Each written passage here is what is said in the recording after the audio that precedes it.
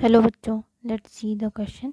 The osmolarity gradient in cortex and the medulla is formed by the action of H plus and NaOH, NaCl and urea, urea and KCl, uric acid and NaCl.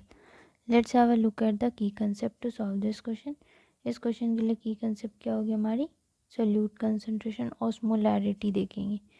तो इस question में क्या बोल रहा है? Solute concentration जब तक difference create नहीं होगा तब तक ग्रेडियंट नहीं बनेगा.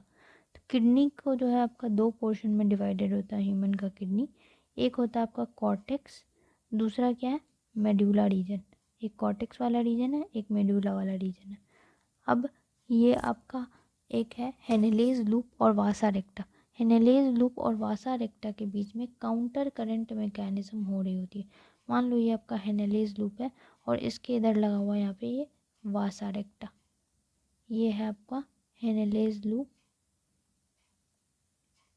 और ये है आपका वासा रेक्टा. वासा रेक्टा और हेनेलेज लूप के बीच में क्या हो रहा था? Counter current mechanism. अब आपका ये कौन सा लिम्ब है? ये समझ लो डिसेंडिंग लिम्ब है लूप ऑफ हेनेले का. Descending limb of loop of Henle. और ये कौन सा है? असेंडिंग. तो डिसेंडिंग वाला क्या रहता है? Permeable for water. ये किसके लिए परमिएबल है? Permeable for water H2O. और ये किसके लिए? Permeable for NaCl. Permeable for electrolytes जो NaCl बोलते हैं जिसको.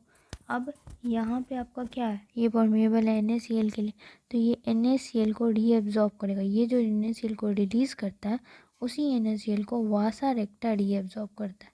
और वही चीज़ इधर वाटर के लिए हो रहता है. ये वाटर को रिलीज़ करता है और ये वासा रेक्टा उसी पानी को एब्जॉर्ब कर रहा होता है. इसको क्या बोलते हैं? कौन सा मैकेनिज्म बोलते हैं? इसको बोलते हैं काउंटर करंट मैकेनिज्म. वासा रेक्टा और हेनेलेज लूप के बीच में जो हो रहा होता है उसको बोलते हैं counter current mechanism. Counter current mechanism की वजह से क्या होता है? ऑस्मोलैरिटी मेंटेन होती है. कहाँ पे? हेनेलेज लूप और वासा रेक्टा के बीच में. अब यहाँ पे कौन कौन से यहाँ पे कुछ ये रीजन होता है. ऊपर सबसे ऊपर होता है कॉर्टेक्स, फिर medulla, outer medulla, inner medulla, medullary interstitium. यहाँ पे कितना मेंटेन होता है ऑस्मोलैरिटी? 300 से 1200 मिलीमोल ऑस्मोलैरिटी. ऑस्मोलीटर इनवर्स होता है. 300 से 1200 तक का रेंज होता है. मेडुलरी इंटरस्टिशियम जो होता है बेस ऑफ लूप ऑफ हेनेले पे, मेडुलरी इंटरस्टिशियम सबसे नीचे के पोर्शन में होता है जहाँ पे 1200 होता है.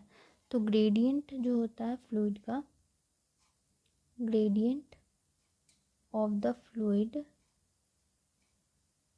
From centre to inner medulla कहाँ से कहाँ तक रेंज करता है? Medulla ranges from 300 to 1200 milli osmoliter inverse.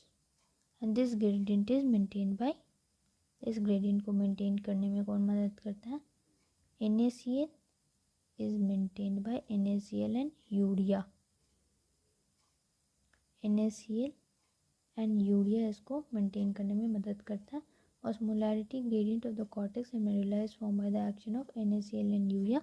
B will be the correct answer. Hope you understood the question. Thank you.